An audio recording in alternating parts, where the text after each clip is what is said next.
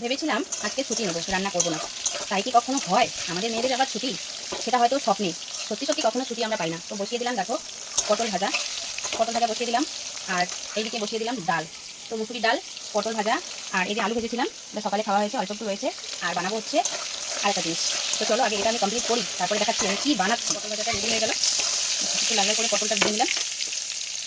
শুধু রান্না বসিয়ে থাকলে তো হবে না, রান্না বসিয়ে দিয়ে অনেক কাজ থাকতে হয়। কখনো বাইরে কেউ আসিয়ে দৌড়ে যেতে হয়। আবার আরেকটা কথা, কখনো কখনো আমি রান্না করি, ছাগলগুলো এসে গেটে আওয়াজ করে, এমনভাবে আওয়াজ করে না, মনে হয় কি কেউ আমাকে ডাকছে। কী বলবো, ছাগলও আমার সাথে মজা করে। তো দেখো আমার পটল ভাজা হয়ে গেছে, আর এদিকে ডাল বসিয়েছিলাম।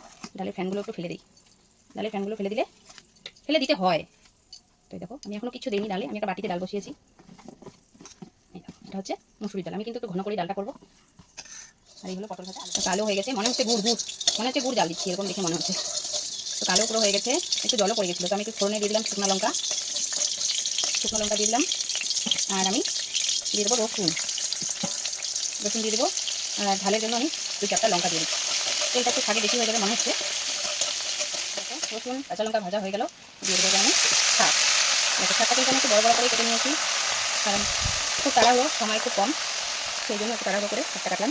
আর শাক ধুতে ধুতে যা সময় লাগে, আগের দিনে দিদা ঠাকুমারা বলতো শাক যতই ধুবে বাড়ি থাকবেই, আর গুঁড়া মাছ যতই ধোবে টেস্ট ছাড়বে, আর মাংস যত ধোবে টেস্ট চলে যাবে। আগে আমার ঠাকুমা দিদিমারা এই ডায়লগগুলো দিত, সেগুলো আমাদের শেখা। এখন যদি আমাদের বাচ্চাদেরকে কিংবা কোনো বাচ্চাদেরকে এই কথাগুলো বলি, ওরা বলবে ধু এগুলো ফালতু কথা, ওদের এই সবগুলো ভালো লাগে না। ওরা প্রচণ্ড রিজার্ভে থাকে। এখনকার বাচ্চারা শুধু ফোন, মোবাইল, বাস। মোবাইলে যা দিবে, সত্য মিথ্যে যা দিবে ওটাই সত্যি। কে কী বললো ওগুলো ওদের মাথায় ঘামাবেই না। তো চলো এই হলো শাক, বানিয়ে নিই রেডি। দেখো আমার কিন্তু শাকটা ভাজা হয়ে গেছে। ঠিক আছে, এবার আমি শাকটা নামিয়ে বসিয়ে দিলাম। দেবো আমি, দেখো আমার হাতটা কি কাঁপছে। তো অল্পই তেল দিলাম, ডাল দিব, ডাল সম্বারা। দেখো এই যে ডাল সেদ্ধ করা রয়েছে, ডালটা সম্বারা দেবো। সেখানে আমি অল্প করে তেল দিয়ে দিলাম। আর দেখো শাক ভাজা হয়ে গেছে, আর এদিকে দেখো ভাতও বসিয়ে দিয়েছি। এই দেখো ছোট্ট একটা হাঁড়িতে ভাত বসিয়েছি।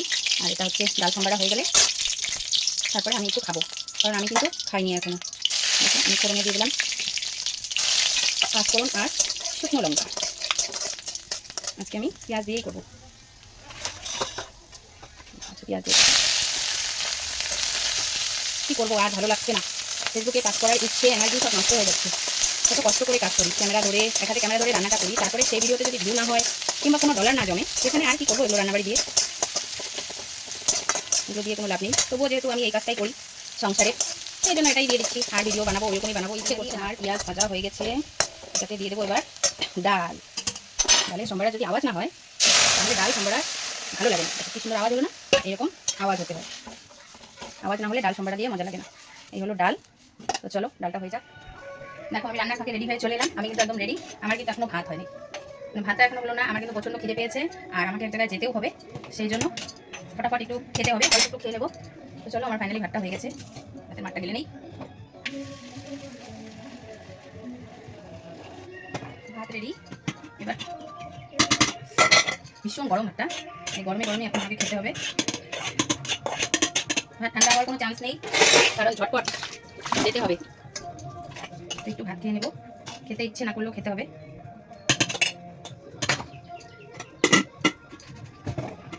এগুলো আবার রেডি করে রেখে যেতে হয়। তো খাবো পটল ভাজা, আলু ভাজা, রাখো রাখো আলু ভাজা আর শাক, কারণ আমি ডাল খাই না, তাই ডাল খাবো না। এই হলো আমার আজকের রান্না কমপ্লিট। এগুলো আমি ঢেকে রাখি, তারপরে একটু খেয়ে নিই। ভীষণ গরম, ভীষণ ভীষণ গরম। গরম ভাত নামার সাথে সাথে কি আর খাওয়া যায়? তবুও খেতে হবে। চলো বাই।